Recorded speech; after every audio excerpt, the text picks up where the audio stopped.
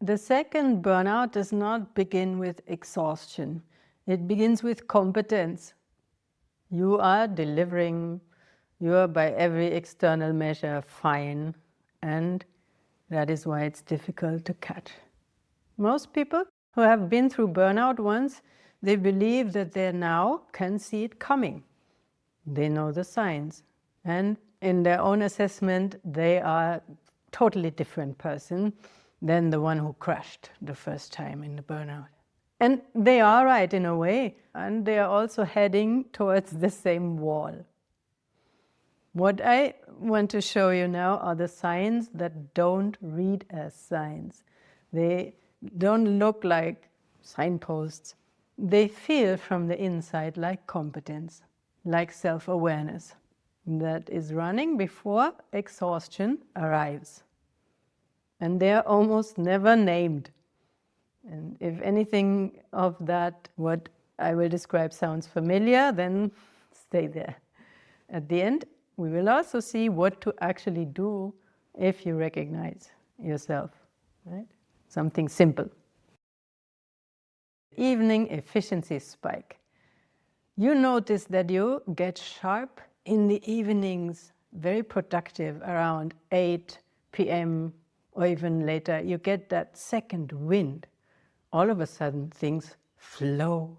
You finally have more focus. And you think, oh, good, now I'm getting the things done. This is just how I work. I'm an evening person.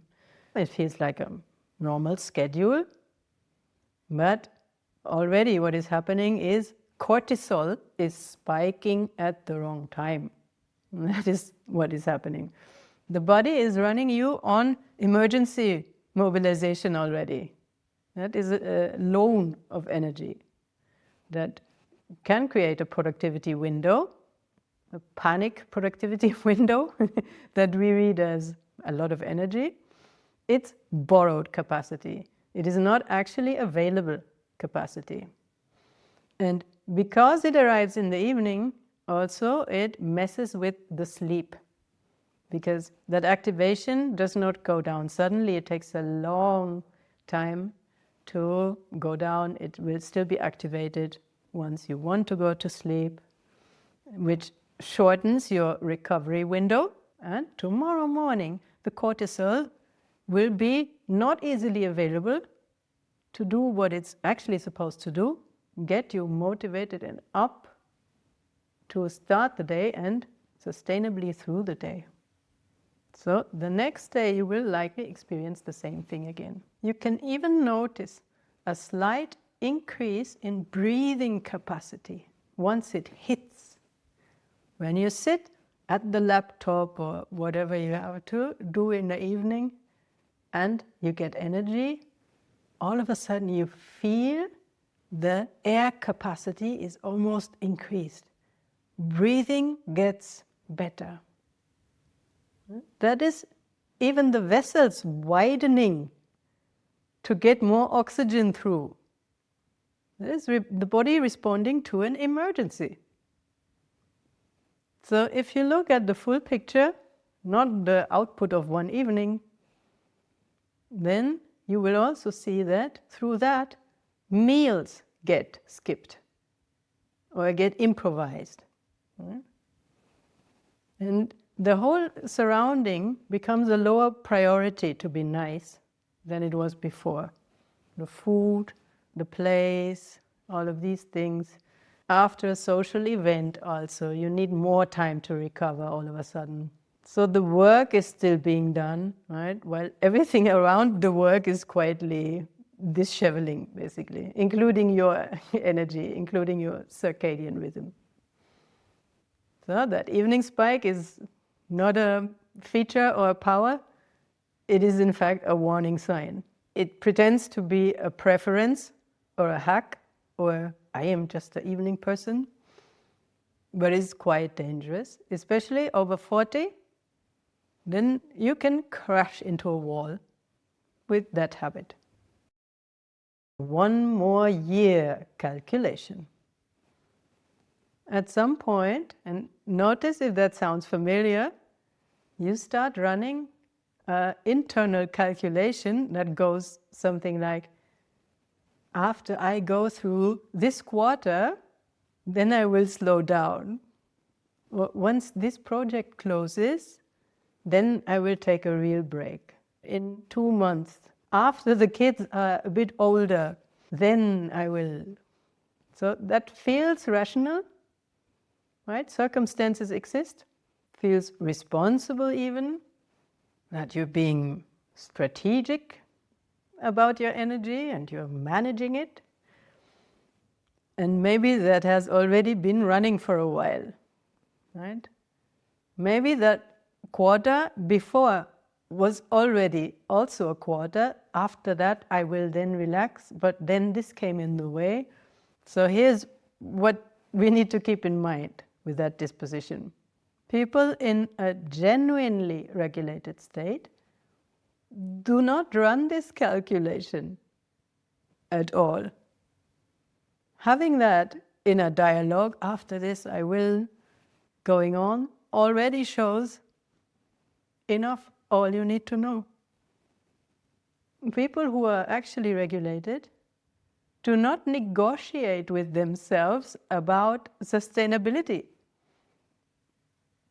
They just do and don't do. That whole dialogue only appears when some part of your system already knows that what you're currently doing is not sustainable, and the other part is trying to find an excuse to continue it. You will see that after the 3 months, after the project and so on, you will find a new reason not to actually make the fundamental changes. You will say, oh, after the big project, I will relax. And then comes the next big project. Well, that is not learning to handle things better or making better choices. That is just, it's called crash and burn. That also has a half-life. We'll come back to that calculation, specifically what to do in a moment when you think you cannot afford to give less. But now on to the next sign. The regulation routine gets a checklist. You already have a host of practices. Meditation maybe, movement, some version of a morning routine, things you put in place after your burnout, the things you have been building.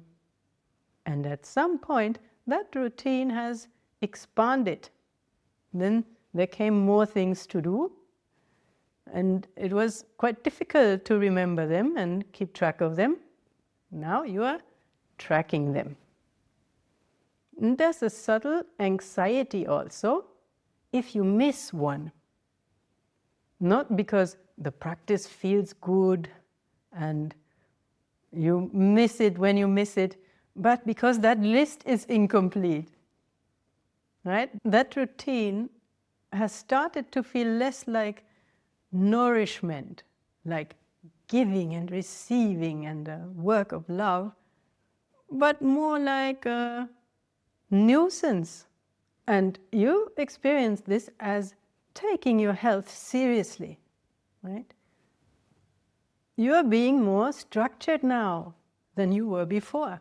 You make choices, you make plans, which is technically true and is a good thing, but underneath that checklist is an attempt to regain a sense of control that is already slipping a little. You are not presently building a regulation practice. You are trying to manage an internal state through more items, more micromanagement, more tracking. Right? It's the same move that can get us in burnout department everywhere else. That structure is the symptom. External assistance, external tools are very good to use for our help. But if we externalize anxiety, That will not work. You share less honestly about how you feel. Someone asks, how are you doing? They really want to know, their friend or partner, somebody who has known you for a long time, and they want a real answer. And you say, fine, good, busy day. Like, you share as little as possible. You are yourself not sure what is going on at the moment. Being private, it's a resource problem. The real answer would cost a lot, right? Internal inquiry and words and some trust that they can respond properly or they have the space to hold your honest answer. And that whole conglomerate has become too expensive already. Not because the people are not on your side, but because that conversation in itself would exhaust you. The account is already overdrawn. So your sharing narrows, not because you have nothing to share or nothing is happening, but you cannot accurately report what's even happening. And that gap is also a little dangerous and a little sad. When how you're presenting what you're saying and how you're actually doing or feeling, if that becomes too wide apart, then it will add to your suffering. Decision fatigue on small things. So the big decisions, the survival and finances decisions, they still run, right? But it shows up in the small things. When you spend 40 minutes choosing a supplement, when you read 30 reviews before you download a meditation app, like when you ask 3 people what restaurant, and you still cannot decide one, and you feel a huge relief if somebody else just picks and decides for you. That when the small decisions, all of a sudden they become so expensive. That is also information in the burnout department. Executive function has a limit. High stakes things still get processed. The big decision department is still okay, but all the other departments already underfunded. Small decisions is where that becomes very visible. All of a sudden you can stand in the aisle in the shop and not be able to make that decision. It is a sign of fatigue, exhaustion. We will see a concrete suggestion how you can interrupt this dynamic. Before that, we still have some signs of impending second burnout. Optimization, escalation. More systems. Now I have a new productivity framework and a better morning routine and a better way to structure the week and 2 new apps also. So definitely a sense that if the structure were a little tighter, more coherent, then I would manage more. Right? See that underlying assumption and disposition around this. Nothing of these things is inherently problematic. The planning, the framework, morning routine, productivity app, but as an indication for how I think I am having grip, that is the problem lying in that. It should be something we use, not something we see if we're losing grip or not, or we judge ourselves or not. The system comes always then with a hope. This system will help me finally get it together.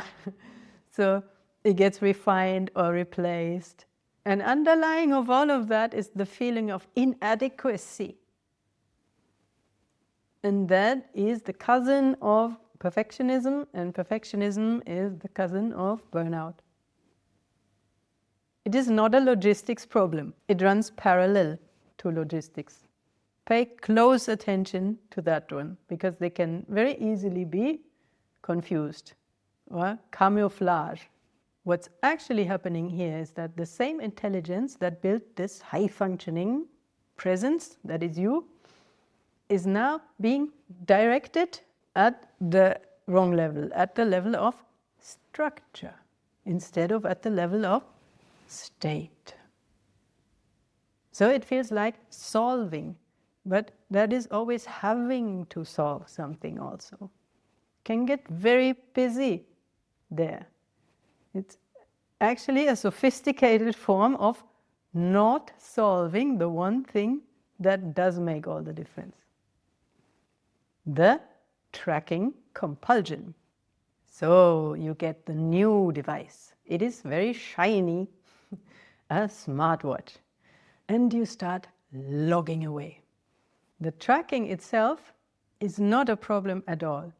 Opposite, I recommend using a smartwatch, especially for heart rate variability. And that data is genuinely very, very useful. And it can confirm patterns and show us things we have not seen before. The distinction is what that data, what that tracking is for. So before the crash, tracking has a specific quality. These numbers, what we see on the smartwatch, they can become a way to negotiate with the body. So the body already is talking, but how much we listen, that is more the issue. Instead, we detour to the smartwatch. So the body says something directly to us, but we avoid listening. Instead, we want to listen and look at these numbers as a way of interpreting. So the heart rate variability may be low. That we can switch off. The body we cannot. The immediate feedback we feel that we cannot switch off. When we get the sudden desire to track more stats of the body, this can actually be the body making a formal request in a way it deems safe, that is not immediately shut down by the brain, to be heard. It cannot say, hey, listen to me, because that gets overridden 20 times a day, but it can say, you want to track. You need that watch. That can be the only channel that is still open for the body to communicate to you that it requires being listened to. Rest gets redefined downward. So when was the last time you sat without an audio? Without something to listen to or read or look at. Also not a guided practice or body scan or whatever, chakra checkup, just sitting. Or a walk without a podcast, without another person. Just the walk, or commute, a train ride, only looking out the window.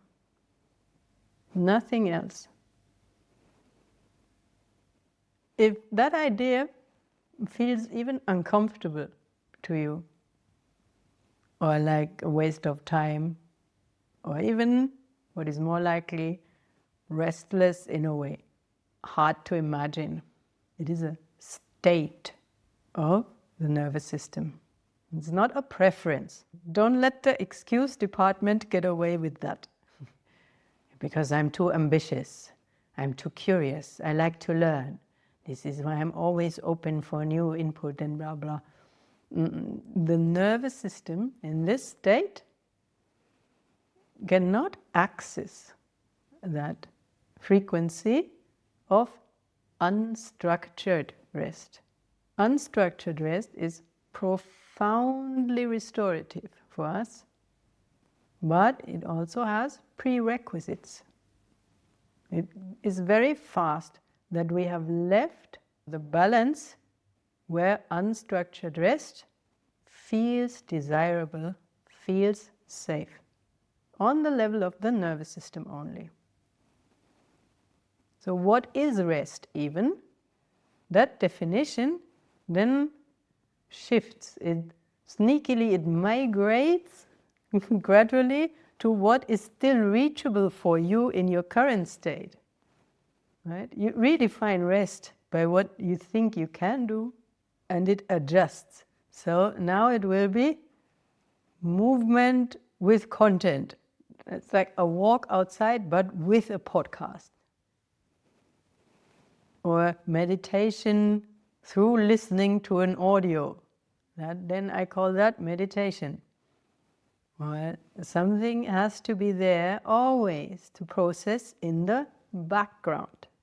This is also true for people who have never been able to sit quietly, who do not remember a time when it even felt natural for them, and who have assumed that this is just how they are. It is not, it is a state. I want to be very clear about that. Even with ADHD, there is a state where you can enjoy sitting without stimuli. States can change. And this is also not a judgment, let alone a moral judgment. It is not, oh, you are more evolved because you can sit around in a corner by yourself. This is not what I'm trying to say. It's just let us identify the states and be honest about them, because they require different interpretation for us to keep safe, to prevent the next burnout, especially over 40, when these subtleties accumulate and then can lead to a profound crash we have not seen coming. That is only descriptive, right? All I'm saying is how to catch these things, interpret these things, not to judge them. This is not about failure. It's about reading. None of these signs indicate that you have not learned enough from life or from your first burnout. Not at all. They are together just a pattern with logic, and that same capacity that makes someone highly capable, high functioning, that generates exactly these workarounds. Each one of these makes sense. They just do not serve us in the long term, especially over 40. They have a direction towards burnout, especially together. So what do you actually do? Most people wait until the second burnout becomes undeniable, until the brain fog is there already. Chest pain is there, the point where there is no more pushing through possible. So please do not wait for that. The moment you think you cannot afford to take a day off and just contemplate, that is precisely the moment you must do that. Not when it's convenient. Now or whenever you think you cannot afford it. Buy a cheap train ticket, bus ticket, go to some place where you have never been, or somewhere boring, some unremarkable event. It does not matter that much. Go alone, walk around, don't plan too much, and let these questions work at their own pace. What is actually most important to me right now? Where has my nervous system slipped back into survival mode? When did that start? What am I pretending does not bother me? What would I love to do? What could make things easier for me? These are open questions. You're not to answer them, you're to ask them. There's no journaling required and no conclusion at the end of the day. Walking, asking these questions, that is the practice. You are also welcome to attend our free short retreat where we hold a deep restorative regulation session if you need a short break, but that is not a replacement, that is an addition. So don't choose, do both of them. And for right now, effective immediately, reduce the micromanaging.